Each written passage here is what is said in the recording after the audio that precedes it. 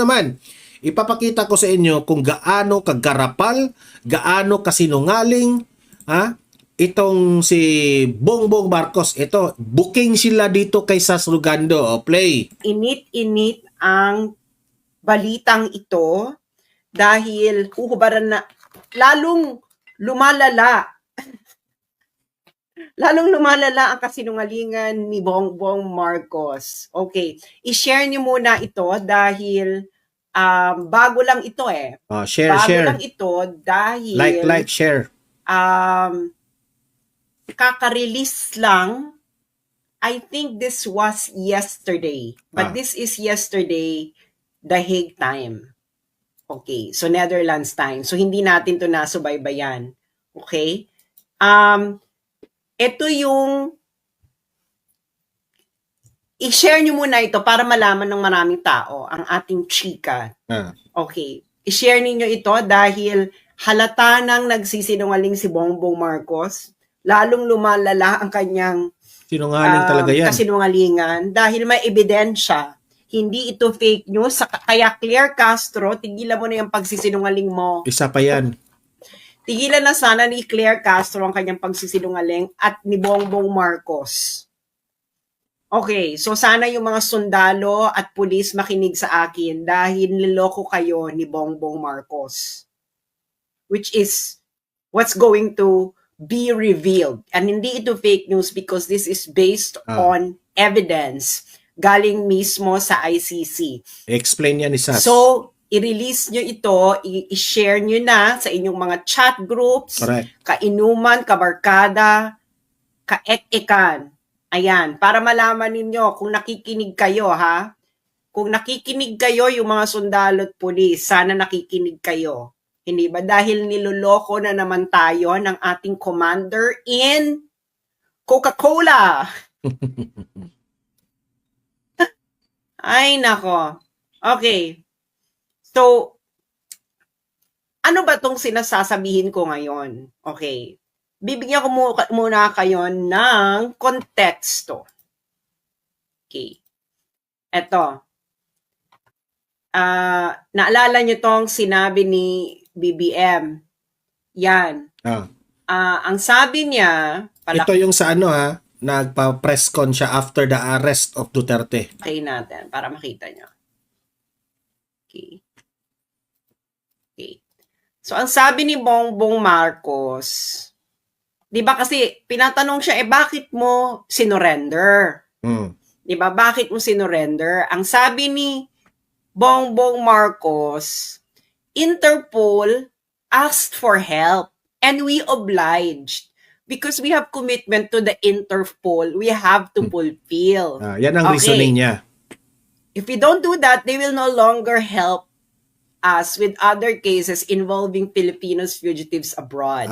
Yan sabi niya. So, sabi niya, may request kasi yung Interpol Kalokohan. Kaya, sinurrender. So, kaya kung sinurrender, kasi may request yung Interpol. Kaya hindi natin to ginawa, baka hindi na tayo tulungan ng Interpol sa mga fugitives abroad. Sinungaling. Ganon, hindi ba? Ganon ang eksena ni Bongbong Marcos. Correct. Okay. Ano ngayon ang tunay na nangyari? Ano na ngayon ang tunay na nangyari?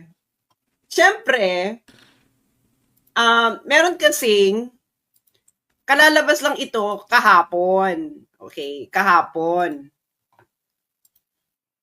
To. Straight from the ICC website. Okay. Ayan. Public redacted version of prosecution urgent application under Article 58 for a warrant of arrest against Rodrigo Roa Duterte. Kalalabas lang. So, yung warrant, nag-request ng warrant ang ICC, ang prosecutor ng ICC ng February 10, 2025.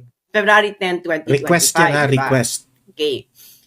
Bakit ganun sila ka-urgent ng February 10, 2025? Ang haba ng investigation, no, di ba? Tapos biglang February 10, saka kayo nag-request ng warrant. Bakit? Bakit ka mo? Sabihin nyo muna, Bakit? Sabi mo muna kayo ganyan. Bakit February 10, 2025 nag-request ng warrant? Everybody now, in your homes, sa mga offices, sigaw ang sambayanan.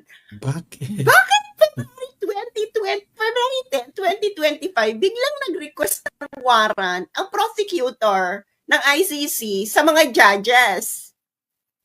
May mga taga Mindanao dyan, nanonood ba kayo? Nanonood ba kayo? Ayan, ang dami na nagbabakit. Bakit? Ano to? Chicken bucket.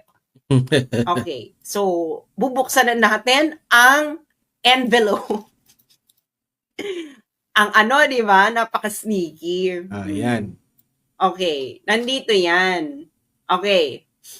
Ito ang dahilan ng prosecutor kung bakit nag-request ng warrant of arrest ng February 10, 2025.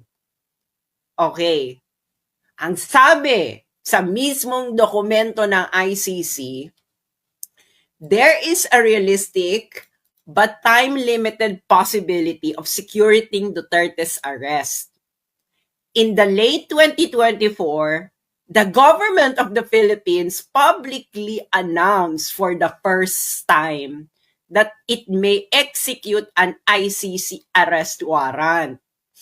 In late January 2025, the government publicly stated that it would execute an ICC arrest warrant if a request to do so is made through Interpol. Itong pinaka maganda dyan, yung redacted. Okay, ibig sabihin po ng redacted, confidential. Okay, 570, ayan confidential. Ito yung niya, may document confidential. Hindi nila nilagay kung ano. You know what, kung ano ito? In the context of this paragraph, it is the government communication to the ICC. Correct. Communication ni BBM Si Bongbong may salarin. Yes. Because yung mga ganyang communications, they are confidential. Okay? Because they are diplomatic correspondence. Grabe. That's why it is redacted. Sabi ng ICC, okay, so nakita niyo yung reason ng ICC, di ba? Public statement ng gobyerno ni Bongbong Marcos. At ang yan ang binasehan ng ICC.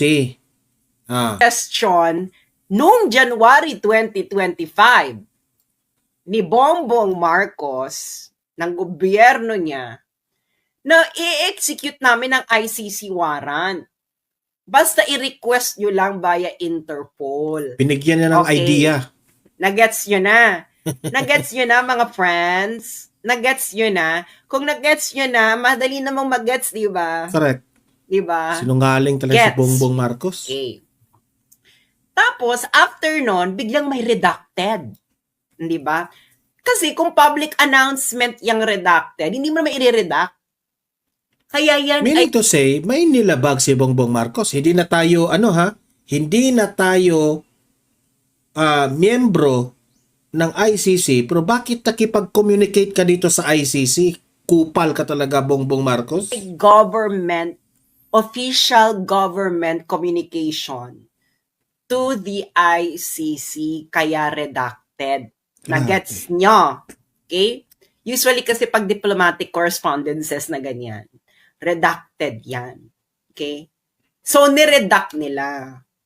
Okay. Should this eventuate, the prospects of arresting Duterte will likely disappear.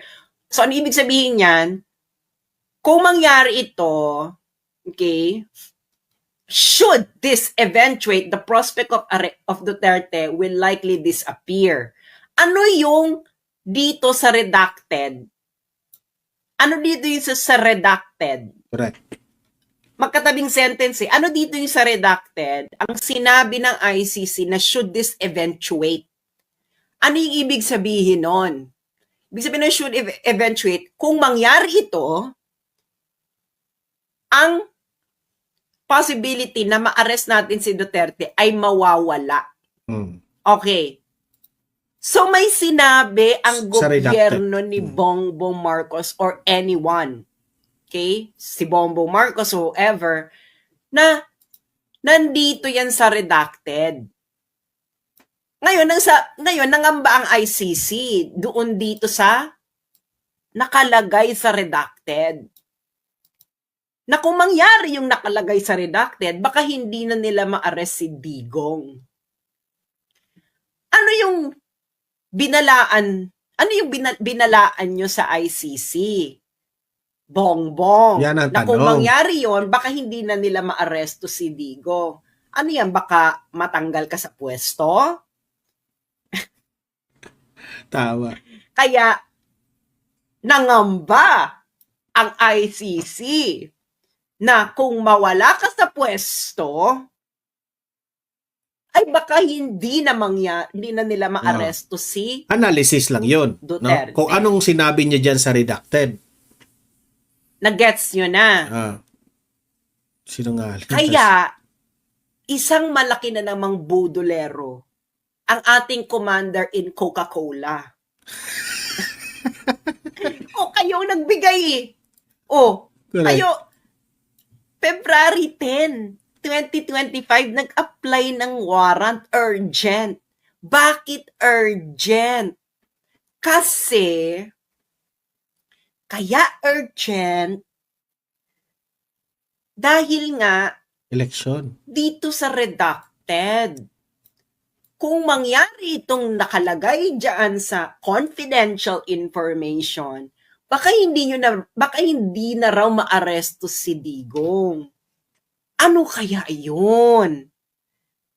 Philippine government. So, you are actively nakikipagsabwatan Sa kayo ICC. sa ICC. And that's illegal. Okay? Yung sinabi mo, Bongbong,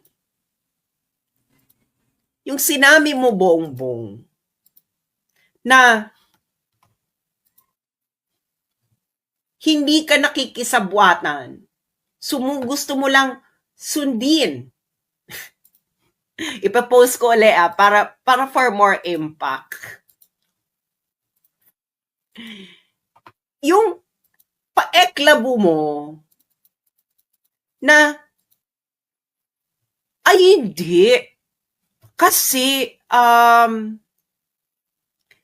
humingi lang naman ng tulong ang Interpol. Yan ang gusto mong ipahatid sa nasyon. Booking Sa ka mga rito. pulis at mga sundalo. Na humingi lang ng tulong ang Interpol. Pero ang buong katotohanan na hindi nyo na maikukubli,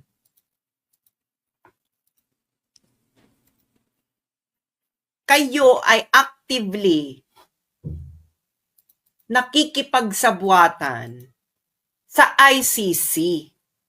Kaya nga Oh, di The ba? fact na nakipag-usap sila sa ICC, maling-mali na yun. Wala na tayong jurisdiction sa ICC.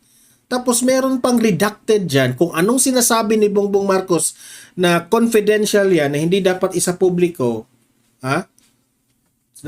Sinabihan nyo pa ang ICC siguro, di umano, na kapag na bla bla bla, hindi na ninyo mahuli si Duterte. Di ba? Huli ka dito, Bongbong Marcos. Interested ako dito kasi hindi ito marireveal kasi this is a confidential information. Correct. Itong sa redacted. Okay? Kasi dahil sa redacted na yan, sa official government communication, sa ICC, nangamba ang ICC, ang prosecutor ng ICC. Nako, kung mangyari yung nakalagay sa redacted, baka hindi na natin maaresto si Duterte. Baka nga, nangangamba sila na baka mawala na sa pwesto si Bongbong. At yun yung nakalagay sa redacted. Na maybe there's a possibility na mawawala ka. At kung mawala ka, mawawala na yung